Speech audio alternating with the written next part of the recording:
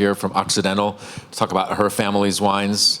I'm starting to feel old because I used to taste with people's parents. Now I taste with their kids.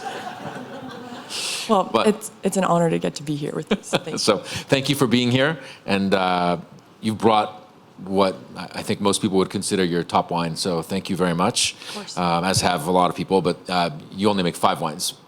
And not only, but you make 5 wines. So this is a really special wine from a specific piece in your vineyard. So tell us a little bit about what we're tasting and how you've made this. And thanks for being here. Absolutely. I think my dad's initials are the SWK, so he always has his pet project in the cellar every year that he wants to make the best SWK possible, and he was always sweet and named wines after my mom and my sister and I, so the Catherine is obviously my pet project in the cellar. But today we're tasting his wine, and you can see on the map we're located sort of in the southwestern part of the West Sonoma Coast AVA, on a ridge that we've been farming actually for about 30 years now. So as Ted mentioned, which I thought was a really great point and Jenna built on, this area was a lot of sheep ranch, a lot of farming, a lot of cattle, really until the late 90s and early 2000s. So that's when he was tasting wine that he admired actually from William Selliam, the Suma Vineyard, which is right near Ted up on Taylor Lane.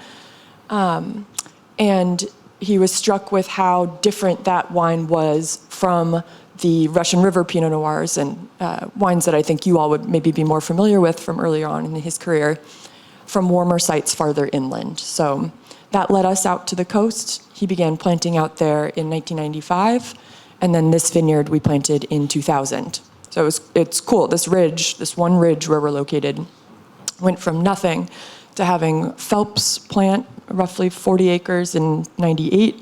We were 99 or 2000. And Platt was the year after us. So pretty quickly you have these 3 very sizable vineyards go in out there. And I mean, it was like the wild, wild west. And I don't think any of us would claim to have all the answers for farming out in that part of the county. But it was different from what he was making at Kistler at the time. And I think, obviously this is our family brand now. Our first vintage of Occidental was in 2011.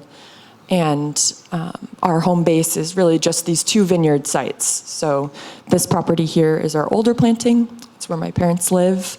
And the SWK vineyard specifically is the highest, steepest section of that vineyard. So we've always isolated that top block. The soils are steeper and shallower. So whatever it is, this wine presents these savory qualities to it that without any whole cluster, I think, the soil tones, the minerality, the pear wine from this site is much more floral, much prettier from sort of middle in the slope. So we've always admired that the quality of this part of the vineyard comes through very clearly. And, the selections, the clonal material that we've been working with have been selections that he's been working on over his entire career. So we try to keep as many variables as we can the same from the vineyard through the winemaking process. So the 5 wines Antonio mentioned, we all make exactly the same way.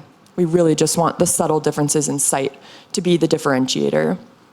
And I think that's what's been so fun for us. We farm 85 acres of vineyard out there now with many of the folks that have been with us since the early days.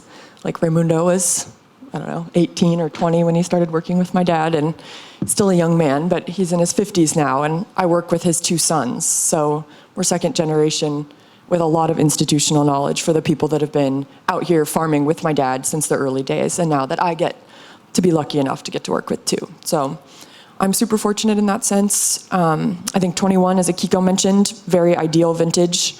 No surprises with farming. You want it to be the most boring thing imaginable. So 21 sort of fit the bill there. Nice crop. No surprises from Mother Nature. And I think for us, what this wine does in a slightly different way than all of our other wines is that balance of power and finesse. I think you get concentration without weight and the salty quality. Antonio mentioned salinity earlier. Like that structure isn't grippy wood tannin, or it's not some sort of salt is like a crystal, right? I think you get that crystalline structure in this wine. And, we talk about making wines of place all the time.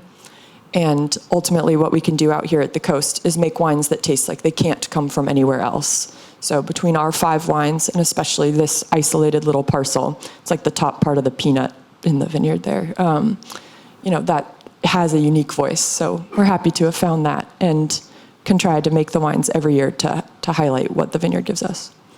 So that's me. Thank you very much. Beautiful. And I think one of the things that is starting to form in this area is this understanding of clusters.